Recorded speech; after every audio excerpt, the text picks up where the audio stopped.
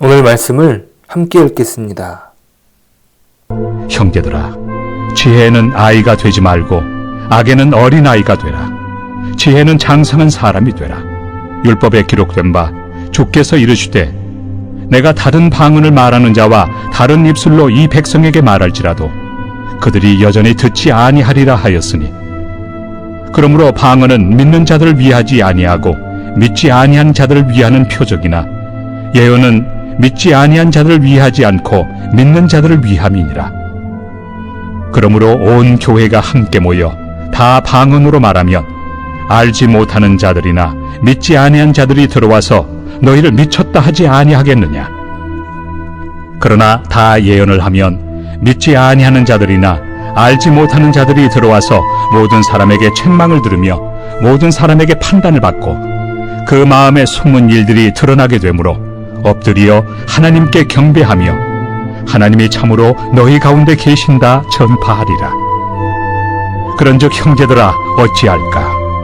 너희가 모일 때 각각 찬송시도 있으며 가르치는 말씀도 있으며 계시도 있으며 방언도 있으며 통역함도 있나니 모든 것을 덕을 세우기 위하여 하라. 만일 누가 방언으로 말하거든 두 사람이나 많아야 세 사람이 차례를 따라하고 한 사람이 통역할 것이요, 만일 통역하는 자가 없으면 교회에서는 잠잠하고 자기와 하나님께 말할 것이요, 예언하는 자는 둘이나 셋이나 말하고 다른 이들은 분별할 것이요, 만일 곁에 앉아있는 다른 이에게 계시가 있으면 먼저 하던 자는 잠잠할지니라. 너희는 다 모든 사람으로 배우게 하고 모든 사람으로 권면을 받게 하기 위하여 하나씩 하나씩 예언할 수 있느니라.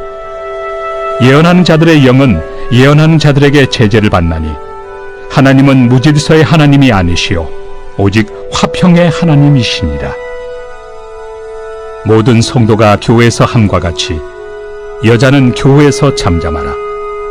그들에게는 말하는 것을 허락함이 없나니 율법에 이른 것 같이 오직 복종할 것이요, 만일 무엇을 배우려거든 집에서 자기 남편에게 물을지니 여자가 교회에서 말하는 것은 부끄러운 것이다.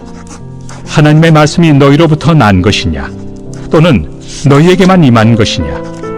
만일 누구든지 자기를 선지자나 혹은 신령한 자로 생각하거든 내가 너희에게 편지하는 이 글이 주의 명령인 줄 알라. 만일 누구든지 알지 못하면 그는 알지 못한 자니라. 그런즉 내 형제들아, 예언하기를 사모하며 방언 말하기를 금하지 말라. 모든 것을 품위 있게 하고 질서 있게 하라.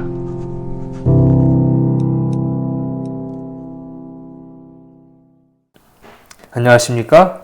오늘 본문은 이렇게 시작하죠. 형제들아, 지혜에는 아이가 되지 말고 악에는 어린 아이가 되라. 지혜에는 장성한 사람이 되라. 방언과 관련되어 주시는 말씀이지요. 방언을 사용하되 지혜롭게 사용하라는 것이죠. 어린 아이가 행동하는 것처럼 자기 중심으로 사용하지 말라는 것이에요. 방언은 지혜롭게 사용하지 않을 때의 일을 바울 사도는 구약 말씀에서 가져옵니다. 이사야의 말씀을 가져오는데요.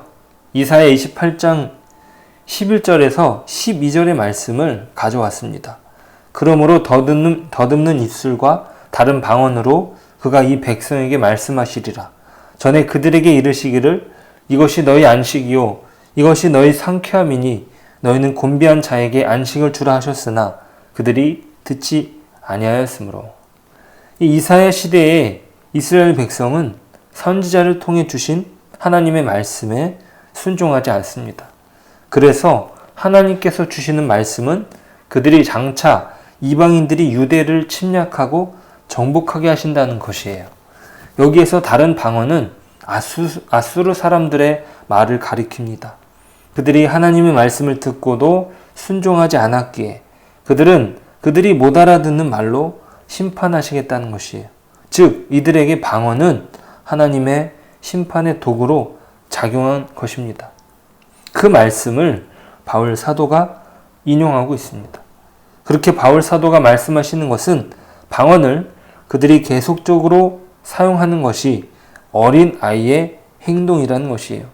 22절에서 방언은 믿지 않는 자들을 위한 표지라는 것은 그들이 계속적으로 못 알아듣는 방언을 말하는 것은 곧 이방인의 방언을 듣는 것과 마찬가지라는 것이에요. 공적인 예배에서 그들이 방언을 사용하며 기도를 한다는 것은 아무런 의미가 없다는 것이죠. 아무런 의미가 없는 이방인의 언어처럼 들리게 되니 통역이 필요하다는 것이죠. 개인적으로는 어떤 유익이 되겠지만 교회의 질서 차원에서는 혼란을 초래한다는 말입니다. 하지만 예언은 다르게 말씀하시죠. 하나님의 말씀을 이해하기 쉽게 전하는 것으로 사람들을 믿음으로 이끄는 역할을 한다는 것이에요. 24절과 25절에서 예언을 통하여 믿지 않는 사람들이 책망을 듣고 그 마음에 숨은 일들이 드러나 하나님께 경배하는 일이 일어난다는 것이에요. 그런데 이 두 은사가 서로 충돌을 일으켜 질서가 무너진다면 그것은 교회적으로 불행한 일입니다. 그것은 마치 하나님의 징계 아래 놓이는 것과 마찬가지라는 것이죠. 악한 영이 원하는 무질서의 상태에 들어가는 것입니다. 그렇다면 방언을 사용하지 않는 것이 맞는 것일까요?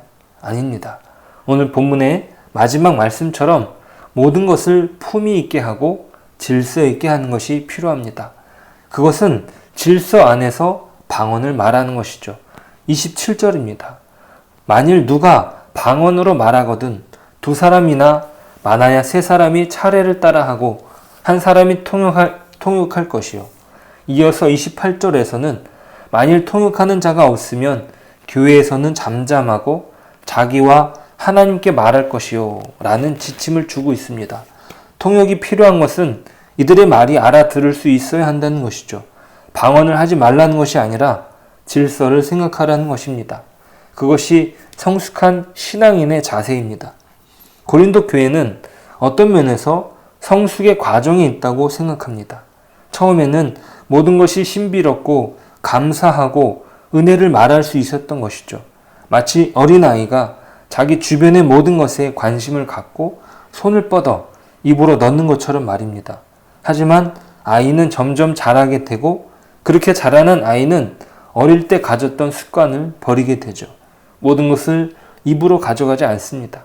입으로 느껴야 모든 것을 알았던 때에서 다른 이해의 방식을 배우게 되는 것이죠. 고린도 교회도 마찬가지입니다. 어린 아이와 같은 신앙 습관이 이제 성숙되어야 합니다.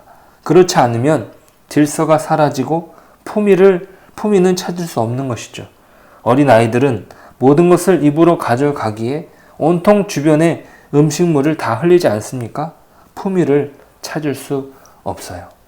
바울 사도는 고린도 교회가 성숙하길 원했습니다. 그 마음이 곧 하나님의 마음인 것이죠. 교회가 단순히 어린 아이처럼 그 신앙이 머물러 있다면 질서가 세워지는 것은 요원한 것이죠. 질서의 차원에서 바울 사도는 오늘 본문을 기록합니다. 그러한 질서에서 34절도 이해할 수 있습니다. 여자는 교회에서 잠잠하라. 그들에게는 말하는 것을 허락함이 없나니 율법에 이른 것 같이 오직 복종할 것이요. 교회적으로 무질서한 상황 속에 당시 여자 성도에게 잠잠할 것을 말씀한 것이죠. 이것은 모든 여자들을 향해 말씀한 것은 아닙니다. 모든 여자가 다 교회에서 침묵하라는 것이 아니라 교회의 질서 차원에서 비롯된 것이죠. 당시에 여성들이 공중 예배에 방해가 될 정도로 서로 간에 잡담이 오갔을지도 모릅니다. 자세한 상황은 우리가 알 수 없지만 고린도 교회 성도들에게 꼭 필요한 말씀이 주어진 것이죠. 그것은 질서가 필요한 상황 가운데 놓여 있었던 것입니다. 단지 여성을 차별해서 그런 것이 아니죠. 11장에서 여자들이 기도와 예언하는 것이 가능하다는 것을 기록하지 않았습니까? 우리에게도 믿음의 성숙이 필요합니다. 그것은 품이 있고 질서가 있는 가운데 우리를 교회로 세울 것입니다. 만약 질서가 없다면 어떻게 되겠습니까? 우리의 삶의 질은 현저히 떨어질 것입니다. 우리가 죄로 말미암아 무질서하게 살아왔던 과거의 삶으로 돌아가고 싶으십니까? 아니죠. 우리를 하나님께서 회복시키기 위하여 우리 주님에게 십자가를 지우시지 않으셨습니까? 그로 인하여 얻게 된 하나님의 자녀로서의 신분을 버리겠습니까? 그 질서를 하나님이 이루셨고 또 그 질서 안에 우리를 부르셨습니다.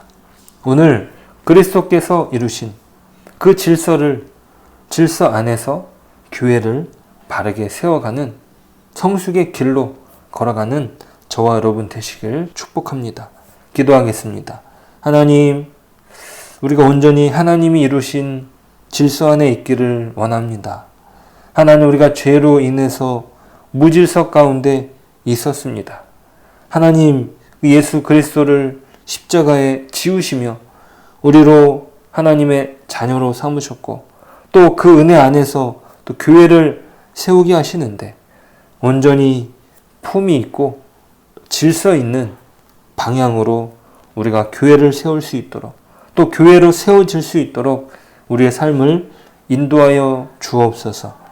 하나님, 온전히 우리의 신앙이 성숙되어지고 또 우리의 신앙이 하나님을 닮아가는, 주님을 닮아가는 신앙이 되도록 오늘도 인도하여 주옵소서. 예수님의 이름으로 기도드립니다. 아멘.